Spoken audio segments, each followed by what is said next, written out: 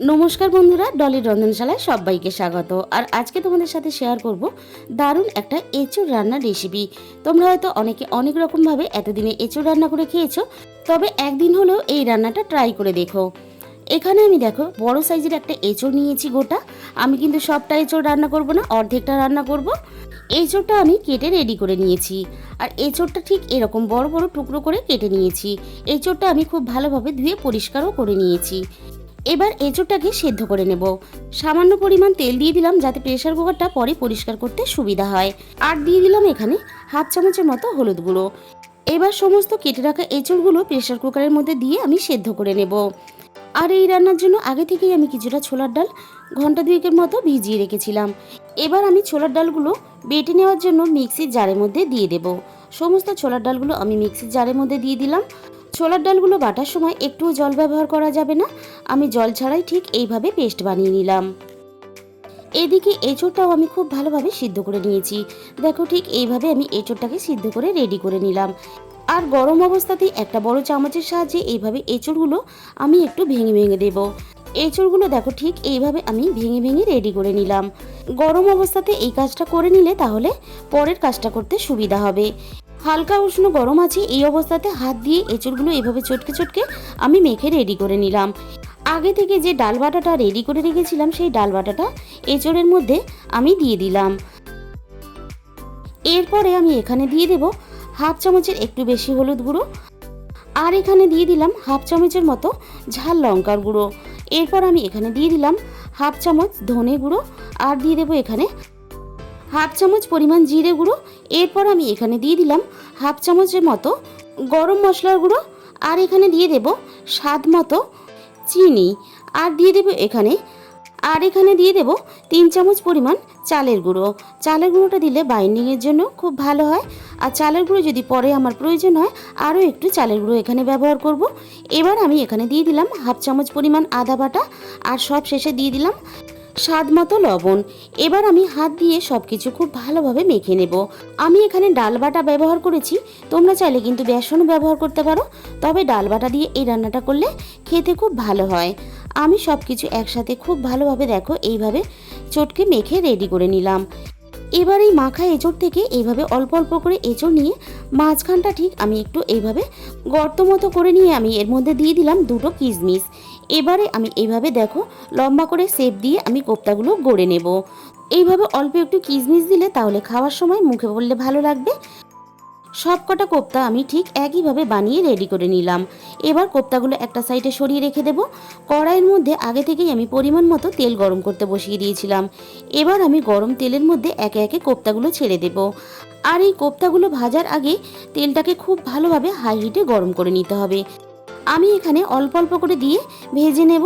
খুব বেশি একসাথে দিলে তাহলে নাড়াচাড়া করতে অসুবিধা হবে। একটা সাইড খুব ভালোভাবে হয়ে যাওয়ার পরে আমি আর একটা সাইড উল্টে দেব। আর এই সময় গ্যাসের ফ্লেমটা আমি মিডিয়ামে রেখেছি। আর সব কটা কোপ্তা দেখো এইভাবে উল্টে পাল্টে সুন্দর করে লাল লাল করে আমি ভেজে নেব। প্রথম ব্যাচের কোপ্তাগুলো আমি এইভাবে ঠিক লাল লাল করে ভেজে রেডি করে নিলাম। এবারে আমি কোপ্তাগুলো তেলে থেকে ছেঁকে তুলে নেব। বাকি কোপ্তাগুলো ঠিক একইভাবে তেলের মধ্যে দিয়ে ভেজে নেব। একঘেয়েমি এঁচোড়ের রেসিপি না বানিয়ে একবার হলেও এই রেসিপিটা অবশ্যই ট্রাই করবে। কোপ্তাগুলো আমার ভাজা হতে থাক, এদিকে একটা মশলা বানিয়ে নেব। এর জন্য আমি মিক্সিং জারের মধ্যে দিয়ে দিলাম 2 চামচ পরিমাণ টক দই। আর সাথে দিয়ে দিলাম অল্প কয়েকটা কাজু বাদাম। কাজু বাদাম আর টক দইটা আমি খুব ভালোভাবে দেখো এইভাবে একটা পেস্ট বানিয়ে রেডি করে নিলাম। কোপ্তাগুলো এদিকে দেখো আমি নাড়াচাড়া করে ভেজে রেডি করে নিয়েছি। এবারে আমি বাকি কোপ্তাগুলো ঠিক একইভাবে তেলে থেকে ছেঁকে তুলে নিলাম। সমস্ত কোপ্তা ঠিক একইভাবে আমি ভেজে রেডি করে নিয়েছি। আর কোপ্তাগুলো এতটা সুন্দর হয়েছে যে এমনিতেই খেয়ে ফেলা যাবে। এবার ওই কড়াই থেকে আমি কিছুটা তেল কমিয়ে নিয়েছি। এবার ওই একই তেলের মধ্যে দিয়ে দিলাম ফোড়নে অল্প একটু গোটা জিরে। আর সাথে দিয়ে দিলাম 2টো তেজপাতা কুচি। এবার আমি তেলের মধ্যে দিয়ে দিলাম 2টো মাঝারি সাইজের পেঁয়াজ বাটা। এবার আমি পেঁয়াজ বাটাটা খুব ভালোভাবে নাড়াচাড়া করে ভেজে নেব। পেঁয়াজটা একটু লালচে করে আমি ভেজে নিয়েছি এখানে। এরপরে এখানে দিয়ে দিলাম প্রয়োজন মতন রসুন বাটা। আর দিয়ে দিলাম এখানে প্রয়োজন মতো আদা বাটা। এবার আদা ও রসুন বাটাটা পেঁয়াজের সাথে আবারও আমি নাড়াচাড়া করে ভেজে নেব, আদা রসুনের কাঁচা গন্ধটা চলে যাওয়া পর্যন্ত। পেঁয়াজ আদা রসুন আমি এখানে খুব সুন্দর করে দেখো লালচে করে আমি ভেজে রেডি করে নিয়েছি।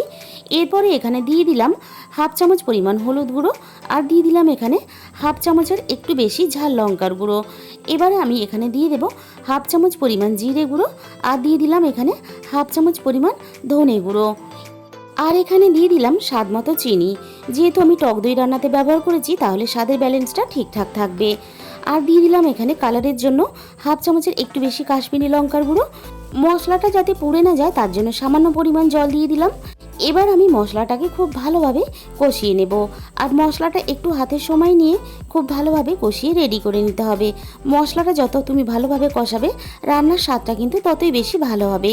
মশলা দেখো আমি খুব ভালোভাবে কষিয়ে নিয়েছি, আর মশলা থেকে তেল ছাড়তে শুরু করে দিয়েছে। এই সময় আমি এখানে কাজু বাদাম আর টক দইয়ের পেস্টটা দিয়ে দিলাম, আর তার সাথে দিয়ে দিলাম মিক্সির বাটি ধোয়া অল্প একটু জল, আর সাথে দিয়ে দিলাম এখানে স্বাদ মতো লবণ। আবারও আমি সব কিছু খুব ভালোভাবে কষিয়ে রেডি করে নেব। আমি এখানে টক দই ব্যবহার করেছি এই রান্নাতে, তবে তোমাদের হাতের কাছে যদি টক দই না থাকে তাহলে তোমরা টমেটো পেস্ট ব্যবহার করতে পারো। তবে অল্প একটু কাজু বাদাম দেওয়ার চেষ্টা করবে। এই রান্নাতে কাজু বাদাম একটু অল্প দিলে তাহলে রান্নার স্বাদটা বেশ ভালো হয়। আর মশলাটা কতটা সুন্দরভাবে কষানো হয়েছে সেটা তোমরা গ্রেভিটা দেখেই বুঝতে পারছো। এবারে আমি এখানে প্রয়োজন মতো জল দিয়ে দেব। এখানে জলের পরিমাণটা আমি একটু বেশি দেব, তার কারণ কোপ্তার পরিমাণটা যেহেতু অনেকটা, আর কোপ্তা কিন্তু ঝোলে দেওয়ার পরে অনেকটাই ঝোল টেনে নেবে। সব কিছু খুব ভালোভাবে একসাথে নাড়াচাড়া করে আমি মিশিয়ে দিলাম। এবারে ঝোলটা ফুটে ওঠার জন্য অপেক্ষা করব। ঝোলটা আমি এখানে মিনিট 5 ফুটিয়ে নেওয়ার পরে হাফ চামচ পরিমাণ ঘি দিয়ে দিলাম, আর দিয়ে দিব এখানে হাফ চামচের একটু বেশি গরম মশলার গুঁড়ো। কোপ্তাগুলো ঝোলে দেওয়ার পরে খুব বেশিক্ষণ রান্নাটা করা যাবে না, তাই আমি এখানে ঘি আর গরম মশলাটা আগে থেকে ঝোলের মধ্যে দিয়ে দিলাম। এবার আমি একে একে ভাজা কোপ্তাগুলো ঝোলের মধ্যে দিয়ে দেব। আর কোপ্তা খুব বেশিক্ষণ ঝোলের সাথে ফোটালে তাহলে ভেঙে যেতে পারে, তাই খুব বেশিক্ষণ কিন্তু কোপ্তাগুলো ঝোলে দেওয়ার পরে ফোটানো যাবে না। গ্যাসের ফ্লেমটা একেবারে হাইতে দিয়ে আমি 5 থেকে 7 মিনিটের মতন কোপ্তাগুলো দিয়ে ঝোলের সাথে ফুটিয়ে আমি রান্নাটা করে নেব। আর কোপ্তাগুলো ঝোলে দিয়ে রান্না করার সাথে সাথে দেখো কতটা ঝোল টেনে নিয়েছে। এর থেকে বেশি আর আমি এখানে ঝোলটা কমাবো না। তাহলে বন্ধুরা আমাদের এখানে রেডি হয়ে গেল। দেখো কত সহজে গরম গরম ভাতের সাথে খাওয়ার জন্য দারুণ একটা এঁচোড়ের কোপ্তাকারি রেসিপি। আর শুধু কোপ্তাটা ভাত দিয়ে নয়, তোমরা কিন্তু চাইলে রুটি, পরোটা, লুচি, নান সব কিছু দিয়ে খেতে পারবে। তাহলে আজকের রেসিপিটা ভালো লাগলে অবশ্যই ভিডিওতে একটা লাইক করো, আর প্রচুর প্রচুর শেয়ার করো। আর যে সমস্ত নতুন বন্ধুরা এখনও পর্যন্ত আমার চ্যানেলটাকে সাবস্ক্রাইব করোনি, অবশ্যই আমার চ্যানেলটাকে সাবস্ক্রাইব করে পাশে থাকা বেল আইকনটা অল করে দিয়ে, যাতে আমি কোনো নতুন রেসিপি আপলোড করলে সবার আগে তোমার কাছে পৌঁছায়। আর তোমাদের মূল্যবান সময় দিয়ে আমার এই রেসিপিটা দেখার জন্য তোমাদের সবাইকে অসংখ্য ধন্যবাদ।